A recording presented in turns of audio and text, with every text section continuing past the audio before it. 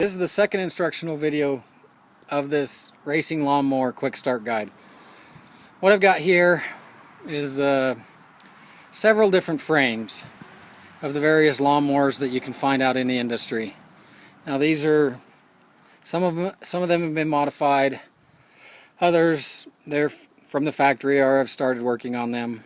So what I want to do here is just talk about what's out there and the pros and cons of doing different builds. So I'm going to go over each one of these, things to look for, and I'm going to talk about the pros and cons of turning one of these types of frames or machines into a racing lawnmower. So first we'll start with the John Deere.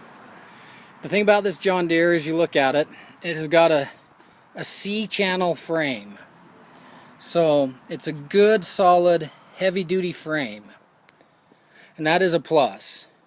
That's something that's going to help you as you go through the corners and start putting some drifting on it and some side loads. The one thing to also look for or notice on this machine is that it's a walkthrough.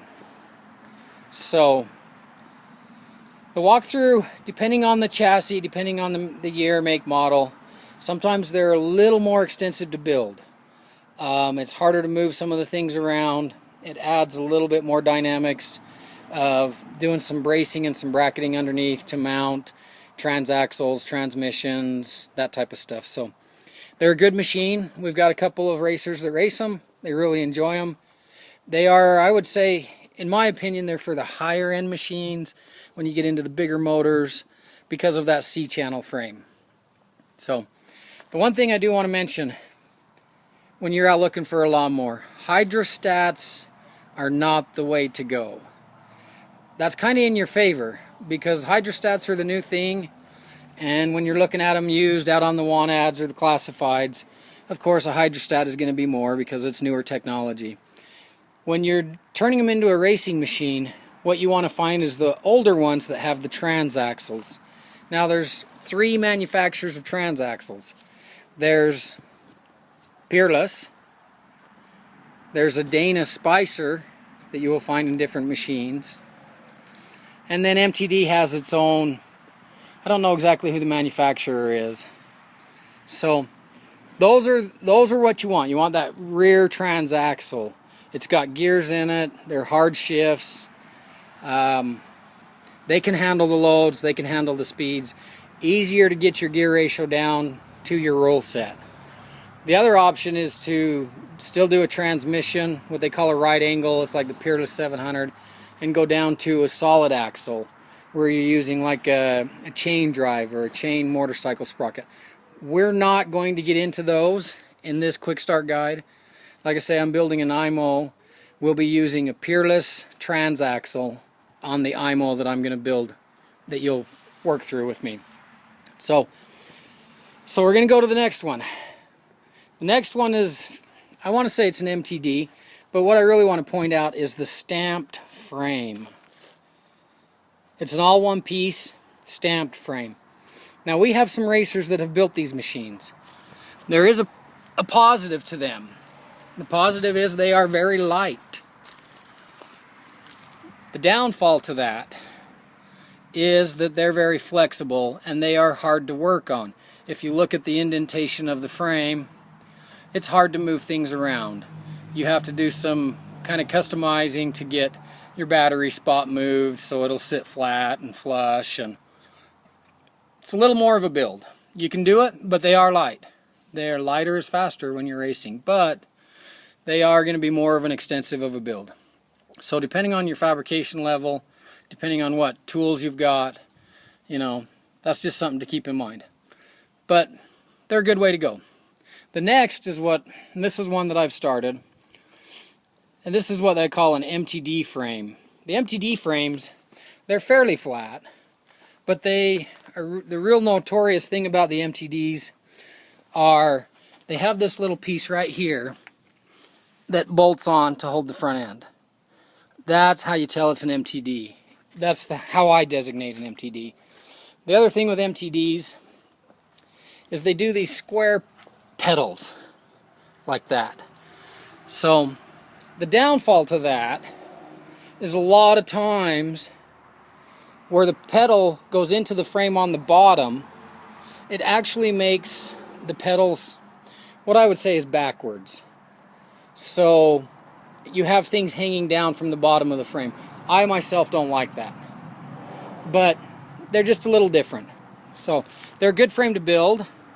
They're a good way to start. You can pick them up for fairly cheap. The one thing about the MTD is they are still lighter, not as light as the stamp frame. They'll be much lighter than the John Deere C-channel frame, but they too need some reinforcing. If you look at this one that I've started, you can look down through here and you can see where I have welded up angle along it to stiffen it up. That way, on the side load, as you're going through the corners, you can feel that flex, especially when you're drifting it. And so that's something that you want to, take out of it. So most MTDs, they're a lighter frame, but they are more flexible. And they're a little bit harder in the lowering. You have to do a little bit more custom work to get the transaxle up into the frame, which lowers the chassis. But they're still a good way to go. That would probably be my second preferred build. My preferred build is the Sears frame. And talking with most of our racers, the Sears frame. The Sears frame is going to be the easiest, it's going to be the fastest, and it's going to need the least amount of additional pieces.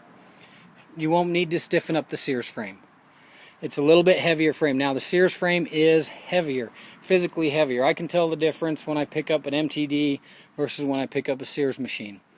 But that helps you. One of the things about the Sears is they've got this already kind of notched out for your front end piece right here.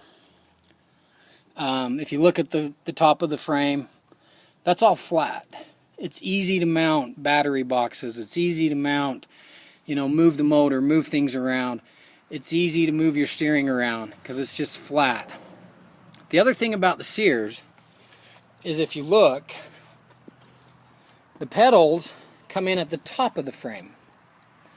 What that does is that makes it so that the direction you need to move the levers and brake mechanisms is usually the downward swing, which is this way. Where the MTDs, you do that, it's the same thing, but it's at the bottom of the frame, so now you have this thing hanging down. Where with the Sears, that little bit is covered, so you can kind of keep the frame flush, and you just don't have that. It's not critical. I've just hung up on them before. When you get them really low, you get them right down to the rule set, and taking them on and off trailers, you'll hang up a little bit. So my preferred build is to do a Sears frame, and that's the frame that we are going to go through. That's what I'm building for my daughter, is a Sears frame. So I think that's about it for right now. So to summarize, stay away from hydrostats. Hydrostats are going to force you to go to a right angle transmission like the Peerless 700. They're going to force you to go into solid axle, chain drive, disc brakes, bearings, hangers, all of that type of stuff. If you're comfortable with that, then by all means, go ahead and do it. But if you're not, and this is your first build, then, look for an MTD or look for a Sears. The one thing about the Sears also, and I will show you this in the next lesson when we start lowering, is the Sears, a lot of times you cannot have to move the factory built parts around. The clutching sometimes you can leave alone. When it goes to lowering, when you raise the transaxle up into the frame, there's already pre-drilled holes. So you just use the existing holes. You use the existing mounts on the transaxle and you just move them up. So you can lower the rear end of the machine by basically a drill, hacksaw, and you're done. That's it. The MTD is going to take you probably a drill, some angle, a welder, that type of stuff. On a stamp frame, it's going to be the same. Some drill, angle, stiffening, mounting brackets.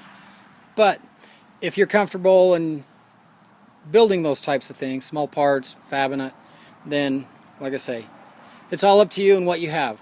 But I can tell you, if you're just getting into this and you're not overly confident in your build skills, then look for a Sears. So, and find an old one.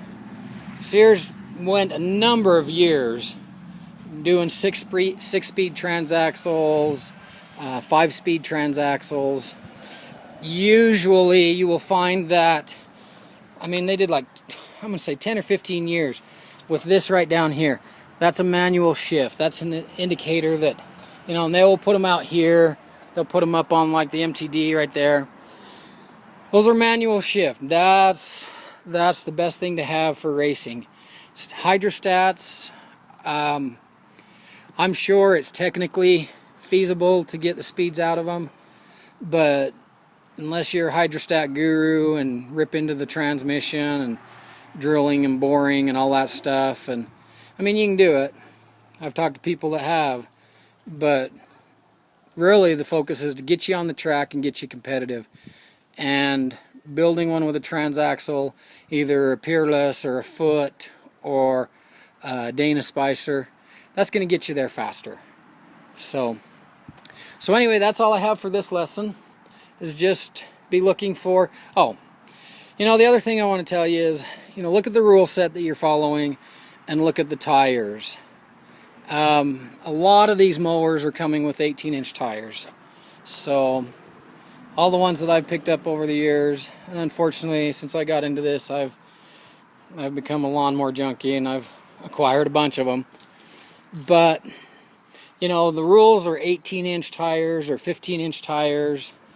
So tires are actually become quite expensive. So as you're looking, that's another thing you want to look at. You know, if the machine is a really good deal, but it'll probably have 20-inch tires if it's a little bit newer model. It'll still have the transmission, transaxle, but then you're going to be looking at changing out the tires. Not necessarily the rims. Most of the rims are the same, but you'll be looking at changing out the tires. So that's going to be an additional cost. A lot of times if you're out at the classifieds and you're weighing between, you know, one or the other and they're almost identical except one's got the tire size that you can race with, then go for that. So that's about all I've got. Steering as well too. You know, if you look at this factory steering, they've got all sorts of different configurations for steering. And what we do is we minimize that so that it's a quarter turn of the steering wheel is a full turn on the wheels. And most of the manufacturers don't really come with a good steering wheel. It's this plastic thing, and it just doesn't hold up to the loads at all. So when we do the steering, if you notice this, I just turned this, and watch how it tries to flex that top. See how that top piece flexes? So why we do the steering is to move that load down underneath and minimize that so that top piece is not trying to flex, as well as other things. You know, and if you look at the height that this machine's sitting at compared to the one in the first video, you know, these are 9, this is factory right here.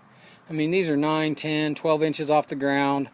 They do that so they can put the blades under them, of course. It is a lawnmower before we get done with it.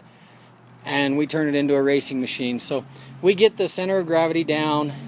4 inches is the rule set that I'll be following. 4 inches from the ground to the bottom of the frame. And what we do is we raise the transaxle up into the frame, rebuild the front end, so that drops the whole frame down. And then because we do that, then we have to compensate belt alignment, and that's where the jack shaft comes in. So you're going to have a bottom belt, and then you'll have a top belt. So with some idler pulleys and stuff like that. The one thing that I would tell you as well is if you start building one, don't get rid of anything until it's on the track. A lot of times you can use pulleys off of the decks, idler pulleys that just come with the machine, so that'll save you some cost. A lot of times you can reuse the linkage. You know, for example, this linkage right here, I couldn't handle, it wouldn't be able to handle the steering load when we changed the steering, but it'd be great for a brake lever or a shift lever, stuff like that. So those, don't get rid of anything until your machine is on the trailer and heading to the track. So, all right, so I think that's about it, and we'll move on to the next lesson, which we're going to focus on getting the machine down to the lowered height of 4 inches.